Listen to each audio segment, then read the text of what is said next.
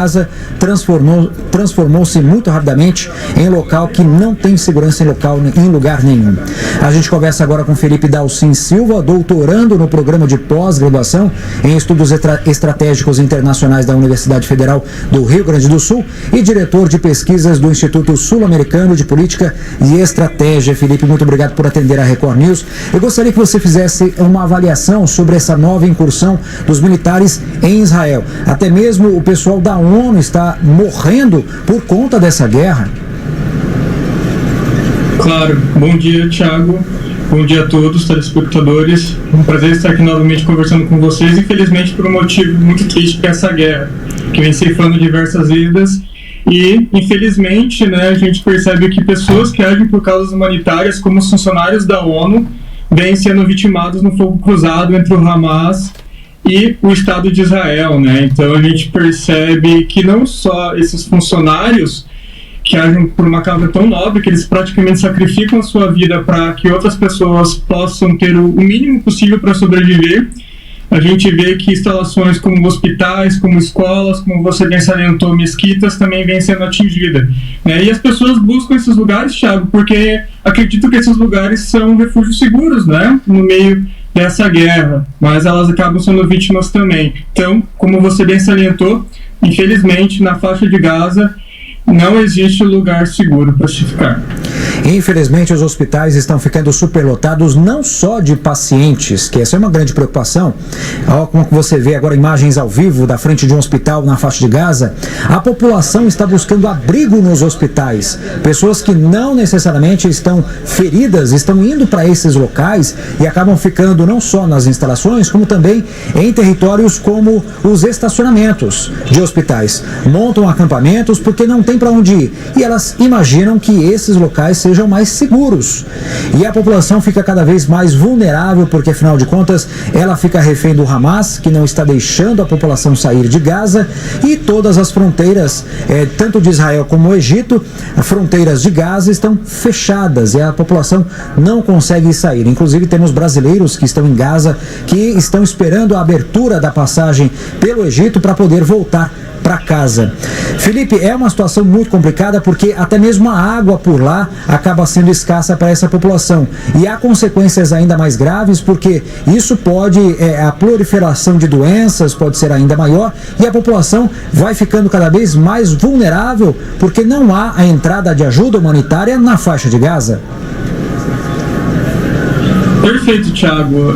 A gente sabe que a faixa de Gaza ela é um território que ela não produz nada, nem alimento, e não tem uma fonte de água potável, digamos assim, perene. Então ela recebe muitos recursos de fora, e uma das possibilidades para que se tenha água tratada e água boa para consumo em Gaza é o tratamento da dessalinização da água, Mas a gente percebe que, se eu não me engano, só um dos centros de dessalinização hoje recebe, digamos assim, combustível para funcionar. O restante não. Então acaba sendo que as pessoas têm poucas fontes de água potável e acabam tomando águas de fontes não muito, digamos assim, seguras, que acaba, digamos assim, alastrando doenças, Então a gente sabe como o saneamento básico é importante. O Brasil, a gente já teve esses problemas com saneamento básico, temos ainda, estamos cada vez solucionando mais, mas a gente sabe que se não houver água tratada, se não houver também toda a questão do tratamento de esgoto também, infelizmente doenças vão proliferar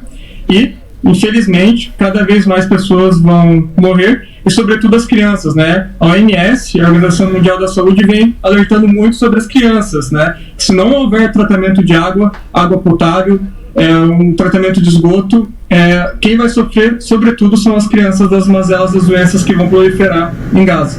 E a situação é tão caótica em relação ao abastecimento de água que muitas pessoas estão optando por beber água do mar, água salgada. Isso não é recomendado, Tamanho é o desespero dessas pessoas por água, tão essencial para a vida humana. Agora, professor, é sempre bom a gente relembrar o que está acontecendo. Essa guerra realmente começou no dia 7 de outubro, quando 5.000 foguetes foram disparados da faixa de Gaza em território israelense.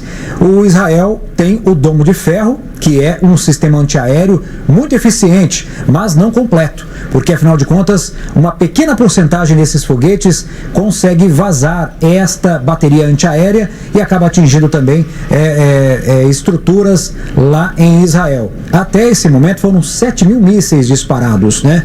E a gente tem que salientar também, professor, é sempre bom a gente continuar divulgando essas informações sobre o porquê que essa guerra está acontecendo. Essa é uma região na faixa de Gaza que historicamente vem entrando em conflito com Israel há muito tempo. Por que isso acontece nesse momento, hein? Perfeito, Thiago. Digamos assim, a continuação de um problema que já vem desde, sobretudo, 1948, quando foi criada a ideia de criar o Estado de Israel nessa região do mapa, né? Nessa região, sobretudo, ali da Cisjordânia. Então, houve resistência dos palestinos que já moravam ali, e a gente vê que muitos países muçulmanos, a gente teve guerras que envolveram, por exemplo, o Egito, a Síria, até outros estados, que, digamos assim, eram contra a presença de Israel nessa região. Então, chegou ao ponto que Israel teve que ocupar alguns territórios, inclusive da faixa de Gaza, e governar essa região. Porém, a gente sabe que houve muito, digamos assim, da parte dos palestinos que eram governados pelo Israel, havia um sentimento de ser conquistado por outro, né? Então a gente tem que o Hamas ele consegue subir ao poder de uma maneira até democrática em 2006, ele assume em 2007, porém depois o Hamas se torna um grupo, uma ditadura, né? Um grupo que funciona como um governo, mas um grupo de governo ditatorial, porque ele não faz eleições, ele assume o poder, ele assume o controle de tudo de Gaza, ele funciona como controle burocrático, como controle judicial, ele funciona como polícia, ele funciona, digamos assim, distribuindo os recursos que vêm para Gaza, né? Então a gente percebe que é um conflito que ele já vem há muito tempo e infelizmente é mais um episódio, né? E a gente torce, que roga que pelo menos dessa vez se ache alguma solução para esse conflito. A gente vê que o Conselho de Segurança, historicamente, ele nunca conseguiu resolver essa questão da Palestina e de Israel. E a gente percebe que o Brasil, sobretudo, vem se esforçando muito, vários países vêm se esforçando muito para que se haja uma resolução finalmente para esse conflito, mas a gente percebe que devido a interesses políticos, econômicos e até militares de outros países que têm o poder de veto no Conselho de Segurança, nada é aprovado, né? Então a gente vê que o Brasil ele foi muito crítico ontem, que esse problema ele não vai ser resolvido, Thiago, se não houver uma conciliação de todos os lados, se não houver uma conversa entre todos os lados, né? Então agora você também tem o Netanyahu falando que ele não irá realizar nenhum tipo de cessar-fogo. Ele deu essa declaração ontem, o líder israelita, ele soltou essa declaração ontem. E até mesmo dentro de Israel há uma crítica a essa declaração dele, porque a principal preocupação da população dentro de Israel é os reféns. O medo da população de Israel é que, por exemplo, se Israel avançar ainda mais com suas tropas dentro do território da Palestina, o Hamas faça alguma coisa contra esses reféns. Então a gente vê que é um conflito muito complexo, que envolve muitos lados, muitos interesses. A gente tem os Estados Unidos um lado, a Rússia e a China também com interesses do outro, a gente tem os países muçulmanos. Então é um conflito muito complexo. Realmente, por ser muito complexo, a solução, Thiago, ela acaba sendo muito difícil de ser atingida. E agora a gente tem algumas informações em relação a essa nova incursão de Israel sobre a faixa de Gaza. As forças de defesa de Israel descreveram as tropas como expandindo lenta e meticulosamente e as suas operações no norte da faixa de Gaza. Então há uma pressão grande ali na parte do norte, há uma situação complicada também no sul e o centro da faixa de Gaza não fica de fora disso tudo. Num vídeo nas redes sociais, o porta-voz, o tenente-coronel Jonathan Conricus, ele diz que as forças israelitas estão se apoiando aí por muito poder de fogo e inteligência. Eles têm muito desta poder de fogo e inteligência também. Ele diz que os ataques ao Hamas estão ocorrendo por terra e pelo ar também. A gente vê relatos vindos de lá também. Conricus, ele acrescenta que as forças de defesa de Israel, eles estão atacando todas as partes da faixa de Gaza, concentrando seus ataques no norte desta região. Ele descreve que o centro de gravidade do Hamas que é a parte norte da faixa de Gaza. Os militares de Israel dizem que cerca de 300 alvos foram atingidos no último dia, sendo que já 600 já foram atingidos, segundo o exército de Israel também, tanto em ataques aéreos quanto ataques terrestres também. É isso que está acontecendo nesse momento na faixa de Gaza. E essas são imagens ao vivo vindas de lá. As forças de defesa de Israel também afirmam que numerosos terroristas do Hamas foram mortos e pelas tropas que lutam contra essas células terroristas que disparam mísseis antitanque e metralhadoras contra eles, nesse momento por terra também. Entre os alvos atingidos com sucesso, diz a atualização, estão mísseis antitanque e também postos de lançamento de foguetes abaixo dos postos dos túneis, aliás, bem como complexos militares dentro de túneis também subterrâneos. Felipe, como é que você avalia essa questão da estrutura que o Hamas tem para se manter até agora atacando o exército de Israel? Então, a gente percebe que o Hamas ele tem uma estrutura que se fala de 100 quilômetros abaixo da terra, estruturas subterrâneas, até 500 quilômetros de estrutura subterrânea. E a gente sabe que o Hamas ele tem, digamos assim, uma faixa entre 30 mil a 40 mil combatentes, ou seja, é uma força considerável. E Israel sabe que se fizer qualquer incursão terrestre com mais soldados de Israel, o número de baixas vai aumentar muito, porque a gente tem que salientar que é bem notório que na guerra terrestre sobretudo, Thiago, o lado que defende ele tem a vantagem, porque ele tem um território a seu favor, e no caso do Hamas ele pode usar esse subterrâneo para se locomover rapidamente, apesar dos escombros. E os escombros viram território de emboscada, viram também localizações que você pode colocar minas para, digamos assim, atingir quem ataca um determinado território. E então Israel ele acaba tendo que fazer operações com uso de muita inteligência, ou seja, tentar atacar os pontos chaves do adversário para que quando as tropas de Israel entrarem não sofrerem grandes baixos. Mas é muito difícil, porque pode chegar em momentos, Thiago, que o embate, apesar de toda a vantagem tecnológica que Israel tem em relação ao Hamas, pode chegar ao ponto que o embate vire homens com fuzis de um lado contra homens com fuzil do outro. Então é uma situação que Israel não quer se encontrar.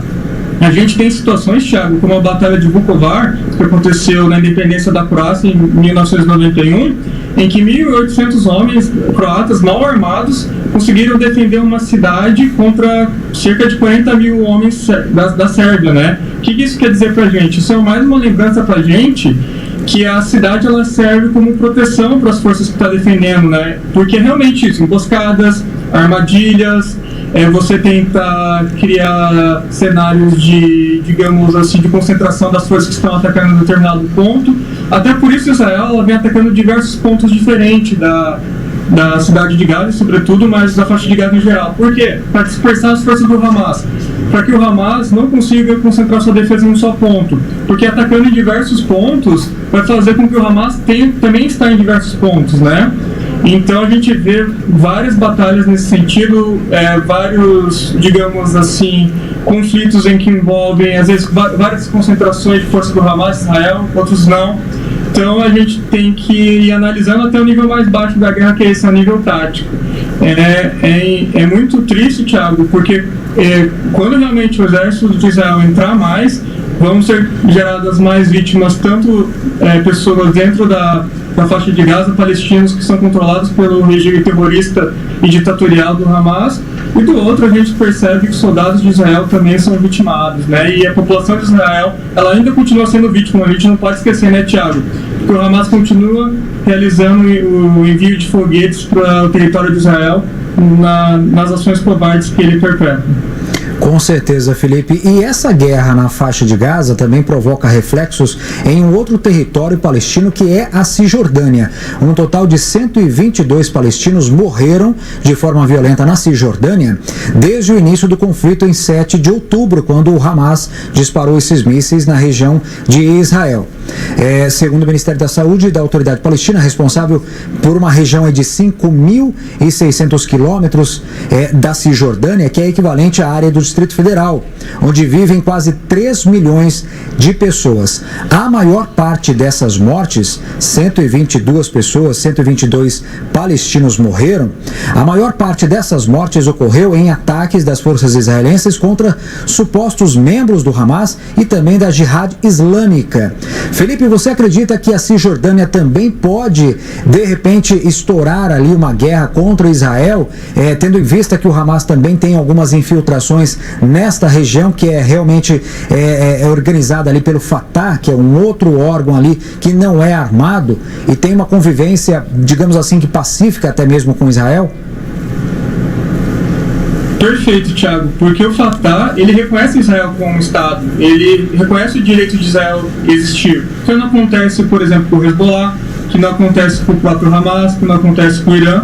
Então, o Fatah, digamos assim, Israel consegue ter um diálogo melhor, mas ao ponto que Israel ele vai atingindo população civil, ao passo que ele quer atingir os alvos do Hamas, isso acaba, digamos assim, aumentando a revolta dentro da Cisjordânia, né?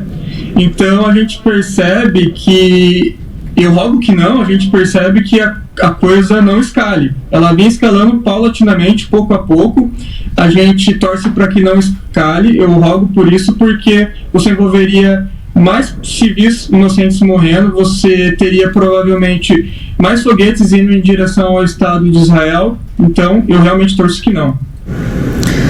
Pois é, o que a gente torce também, mas infelizmente a gente não consegue entender como é que um grupo terrorista ainda continua fazendo essas provocações, vamos dizer assim, jogando ainda esses mísseis em direção a Israel, já que tem parte do território ocupado por esses militares israelenses, que agora começam a fazer essa incursão por terra e também pelo ar, como a gente já recebeu informações em relação a isso. O relato israelita dos combatentes aí terrestres em Gaza, durante a noite, diz que as forças foram atacadas com mísseis antitanques e tiros de metralhadora, enquanto eliminavam os terroristas. Relatos do exército de Israel. No Telegram, o Al-Qassam, que é o braço armado do Hamas, divulga imagens e informações de que emboscou 3 veículos israelenses no norte de Gaza. A mensagem diz também que os veículos foram alvejados com mísseis antitanque enquanto tentavam avançar para Gaza, na área de Al-Tawan. Numa atualização anterior, o Hamas disse que atacou as tropas terrestres das Forças de Defesa de Israel com morteiros perto da passagem de Kerem, no sul de Gaza. O Felipe, eles conseguem esse armamento também financiados por meio de outros países, como o Irã. Qual é a relação do Irã nesse contexto da guerra nesse momento, hein? Então, o Irã ele alimenta tanto o Hezbollah como o Hamas para serem, digamos assim, à frente de luta se caso o Irã tiver que guerrear com Israel, né? Então a gente percebe que ele alimenta tanto o Hamas e o Hezbollah para que caso se houver uma guerra entre Israel e o Irã, esses sejam, digamos, os combatentes de frente, né? Tanto do Hezbollah quanto do Hamas. E isso é muito... E a gente torce, né, mais uma vez, para que o Irã ele não entre. Porque se o Irã entrar, o Irã tem uma força militar muito considerável, muito poderosa. O Irã ele se arma desde a década de 80, eles mesmo sofrendo diversos embargos, ele tem uma força militar muito, muito impressionante, né?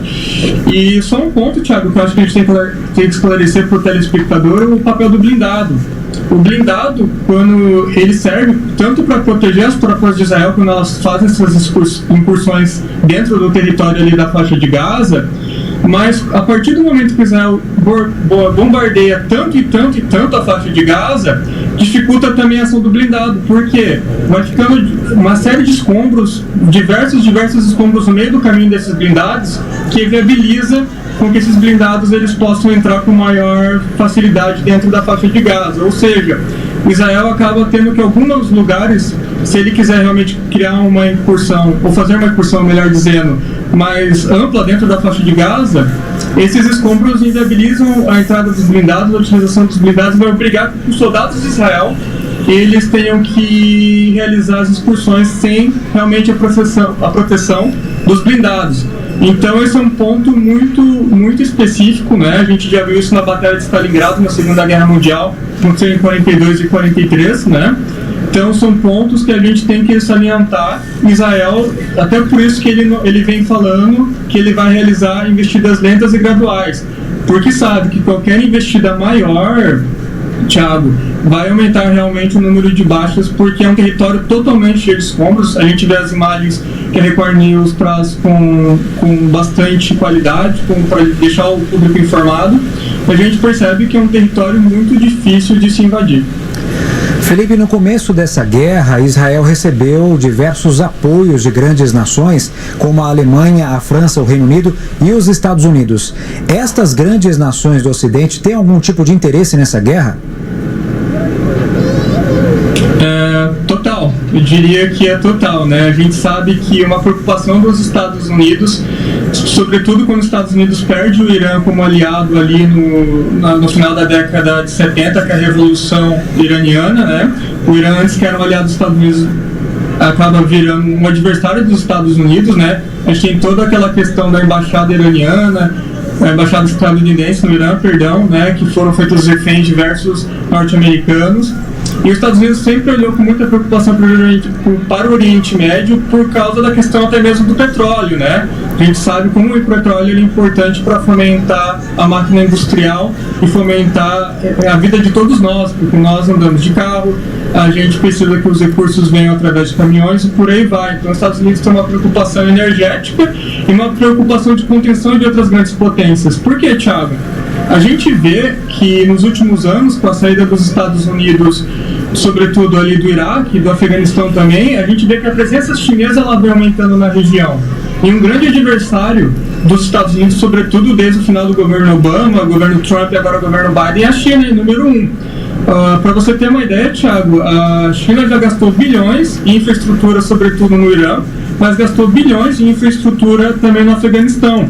E vai usar esses países para servir de escoamento dos produtos chineses, ou seja, mais dinheiro entrando para a China. Então os Estados Unidos têm uma política de contenção global da China, né? Por outro lado, a gente tem a Rússia, também tem interesses comerciais, né, nessa zona do globo, e o grande aliado da Rússia nessa região é um grande adversário de Israel, que é o Irã. A gente sabe que todo o esforço de guerra russo, ele vem recebendo grandes armamentos, grande quantidade de armamentos do Irã, sobretudo os drones, né? E o Irã fala que não, mas é claro para todo mundo que os drones que a Rússia vem utilizando contra a Ucrânia na guerra da Ucrânia vem do Irã. Então isso faz com que, né, a Rússia também tenha que, de certa maneira, agir de acordo com os interesses do seu aliado na região, que é o Irã. E a China, mais uma vez lembrando da China, ela não quer perder os investimentos bilionários que ela fez no Oriente Médio. Então a gente vê que os interesses das grandes potências ele é muito nítido na região. Muito bem, tanto é que a gente percebeu e acompanhou aqui, em tempo real, ao vivo, a visita desses representantes das grandes nações, da Alemanha, da França, do Reino Unido e também dos Estados Unidos, fazendo uma visita com o Benjamin Netanyahu em solo israelense. E a gente vem noticiando esses apoios com o passar do tempo e a gente vê que realmente essas grandes nações estão ali de olho nesse território em relação à finalização desta guerra o mais rápido possível. Eu gostaria de agradecer então o Felipe Dalcin Silva, ele é doutorando no programa de pós-graduação em estudos estratégicos internacionais da Universidade Federal do Rio Grande do Sul e diretor de pesquisa do Instituto Sul-Americano de Políticas e Estratégia. Felipe, muito obrigado por atender a Record News e até uma próxima. Muito obrigado, Thiago, e parabéns mais uma vez pela excelente cobertura da Record News de todo esse conflito. Muito obrigado, até a próxima. E a gente continua com imagens ao vivo de frente de um hospital aí na faixa de Gaza.